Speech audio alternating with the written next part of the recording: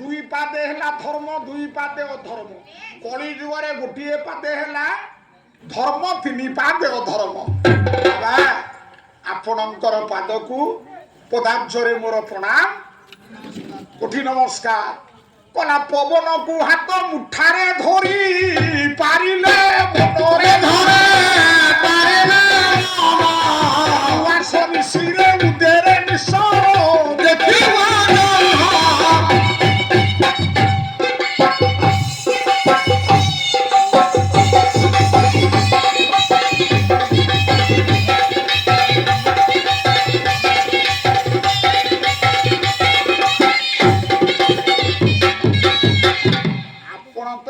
দীক্ষিত ମୁଁ ତ ଜଣେ କ୍ଷୁଦ୍ର କଳାକାର ଘୋଡ଼ା ନାଚ ଆଜ୍ଞା ଆପଣ ଆଧ୍ୟାତ୍ମିକ ବିଷୟରେ ଆଜ୍ଞା ବେଶୀ ଜାଣନ୍ତି ଏ ବାପା ଯାଉଛି ବାର ଆସୁଛି ବାର ଯେତେବେଳେ 12 ହାତ ଲୁଗା 13 ହାତ ପର୍ଯ୍ୟନ୍ତ ଚିରିଯିବ ଚାଲିଯିବ ମନୁଷ୍ୟ ବିଧା ନେଇ ଚାଲିଯିବ ନା ନା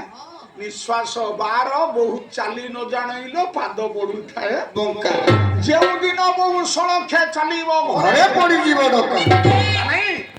ପୁଣି କହିଲେ କଲେ ସୁଷୁମ୍ନା ଦ୍ୱାରେ ବ୍ରହ୍ମକୁ ଚିତା ସଳଖେ ଥୋଇରେ ଚିତା ବାନ୍ଧିବୁ ତ୍ରିଭୁବନର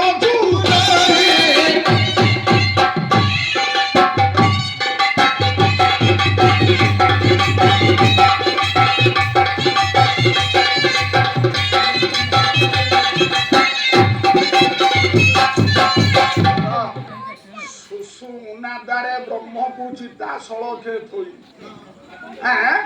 ଏ ଦକ୍ଷିଣୀ ଯାଉଛି ବାର ଆସୁଛି ବାର ସୁଷୁମ୍ନା ଦ୍ୱାର କି ମା କହେ ମୋର ପୁଅର କାଳୁ ପୁରିନି ନା ଏ ଯୋଉ ସୁଷୁମ୍ନା ଦ୍ୱାର ଆଜ୍ଞା ଦୁକୁ ଦୁକୁ ଦୁକୁ ଦୁକୁ ବ୍ରହ୍ମ ଚିତା ସଳଖେ ଥୋଇ 5 ମନକୁ ବାନ୍ଧିବୁ ଅମନ କୁମନ ବିମନ ସୁମନ ମନ ତିନିଟା ଦଉଡ଼ିରେ ବାନ୍ଧିବୁ ତିନିଟା ଦଉଡ଼ି ହେଲା ସତ ରଜ ତମ ଏଠି ଭାଗବତ କଣ କହିଲା କହିଲା ତ୍ରିଗୁଣ ରଜୁ ପରେ ଧରି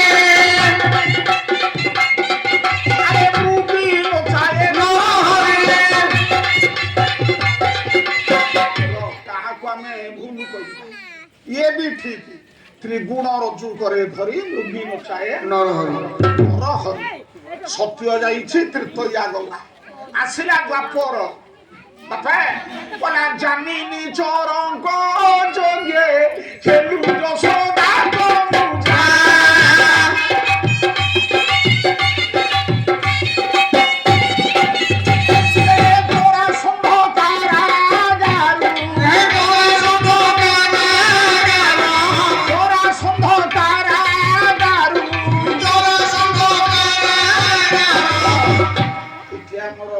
ବସିଛନ୍ତି 2 ଦିନ ହେଲା କହୁଛନ୍ତି ମାଙ୍କର କଥା ଟିକେ କୁହ କହୁଛି କିଛି ବ୍ୟବସ୍ଥା ଖରାପ ହବ ଜରାସନ୍ଧ କାରାଗାରୁ ଆରେ ଶଙ୍ଖକୁ ତାରିଲୁ ରାଜା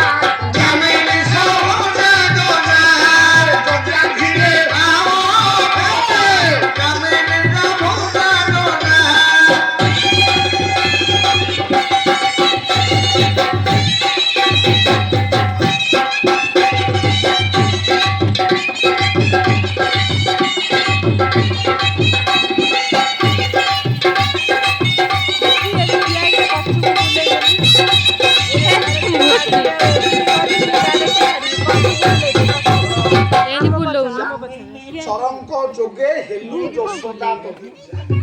ନିଶାଚର ମାନଙ୍କ ପାଇଁ ଦର୍ପ ଦଳନ କରିବା ପାଇଁ ମା କଣ କଲେ ନା ବିଜୁଳିବତୀ କନ୍ୟା ସ୍ୱରୂପରେ ଜନ୍ମ ଲାଭ କଲେ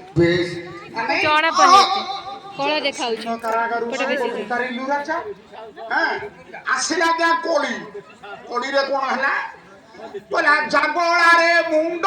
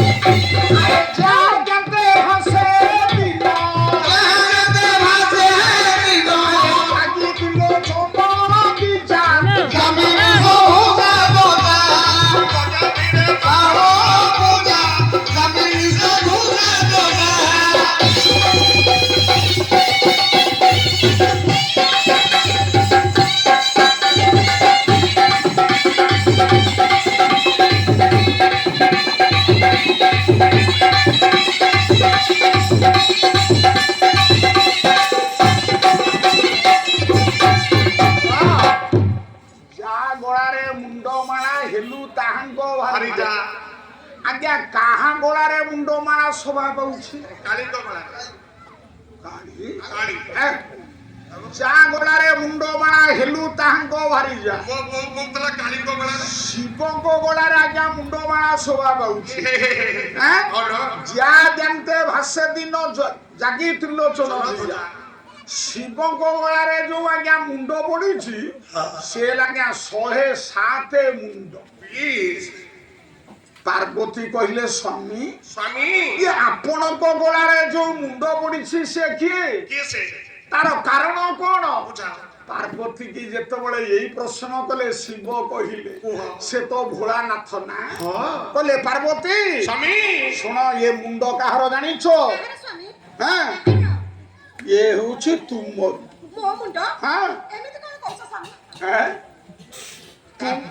ଏ ଶୁଣ ତୁମରି ମୁଣ୍ଡକୁ ମୁଁ ଗୋଳାରେ ମାଳା କରି ପକେଇଛି 107 ତୁମରି ପରି 107 ପାର୍ବତୀ ମଲେଣି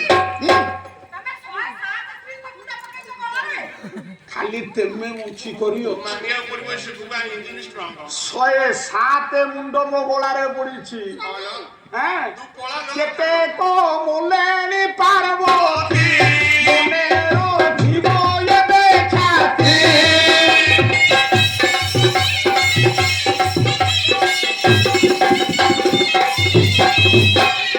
ପାର୍ବତୀ କଲେ ସ୍ୱାମୀ ଯଦି ଆପଣ ମରୁଛନ୍ତି ମୁଁ ଯଦି ମରୁଛି ଆପଣ କାହିଁକି ମରୁନାହାନ୍ତି? ନା ମୁଁ ହେଉଛି ଶିବ ମୁଁ ଅମୃତ ପାନ ବିଷ ପାନ କରିଛି ମୁଁ ଆଜି ବିଷ ପାନ କରିବାରୁ ନା ହେଉଛି ନୀଳକଣ୍ଠ ମୁଁ ହେଲି ଅମର ବୋଲନ୍ତେ ଦେବତା କିନ୍ତୁ ମରଣ ନାହିଁ ତୁମେ ଖାଲି ଗୋଟି ଗୋଟି କରି 107 ମୁଣ୍ଡ ତୁମେ ଯେତେବେଳେ ମରିବ 107 ମୁଣ୍ଡ ମାଳରେ ତୁମେ ହେବ ପଦକ ତୁମେ ପଦକ ହୋଇ ମୋ ଗୋଳାରେ ଶୋଭା ପାଇବ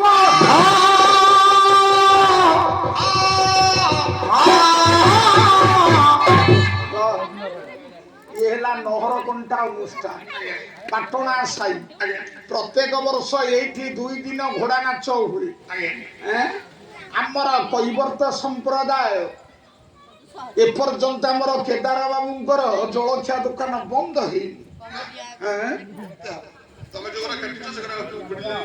ଆମର ବସିଛନ୍ତି କେଦାର ବାବୁଙ୍କର କନିଷ୍ଠ ପୁତ୍ର କାର୍ତ୍ତିକ ବଡ଼ ଭାଇନା ହେଉଛି ଗଣେଶ ଯାହା ହଉ କାର୍ତ୍ତିକର ପୁଅ ଯିଏ ସେ କେଦାର ବାବୁଙ୍କର ନାତି ମୋର ବି ନାତି ପହଞ୍ଚିଗଲା ବସା ଘରରେ କହିଲା ଜେଜେ ଗରମ ପାଣି ଥଣ୍ଡା ପାଣି ଆଣି ଦେବି ଯାହା ହଉ ପିଲାଟି ବହୁତ ତାର ବୁଦ୍ଧି ବସା ଘରେ ଯାଇ ପହଞ୍ଚି ଆମ ମାନଙ୍କୁ ଜଳ ଦଉଛି ଜଳ ହେଉଛି ପାଣି ହେଉଛି ଜୀବନ ବଞ୍ଚେଇଲା ନା ନାଇଁ ଦାନାଦାର ଯାହା ହେଉ ମୋର କୈବର୍ତ୍ତ ସମ୍ପ୍ରଦାୟ ମାନଙ୍କ ଆୟୋଜିତରେ ଏ ବହୁତ ଦିନର ଅନୁଷ୍ଠାନ ଏମିତି ଦୀର୍ଘଜୀବୀ ରହିଥାଉ ବାପାରେ ସମୟ ଖୁବ ସ୍ୱଳ୍ପ ରାତି ପାଇଲେ ଆଉ ଦର୍ଶନ ନାହିଁ ବାପା ଗୋଟିଏ ଛୋଟିଆ ମଙ୍ଗଳାଚରଣ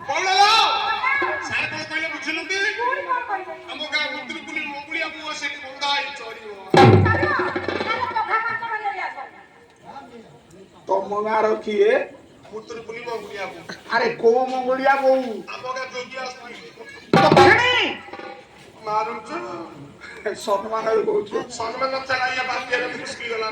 ମାଡଟା କେମିତି ଲାଗୁଛି ତମେ ତ ଜାଣିଛ ସେମିତି କେମିତି ଲାଗିଛି ଆଚ୍ଛା ଆଚ୍ଛା 2 ପାଦିଆ ଶ୍ଲୋକଟିଏ ପଢିବା କାହିଁକି ନା ରାତି 11টাରେ ନାଚ ବନ୍ଦ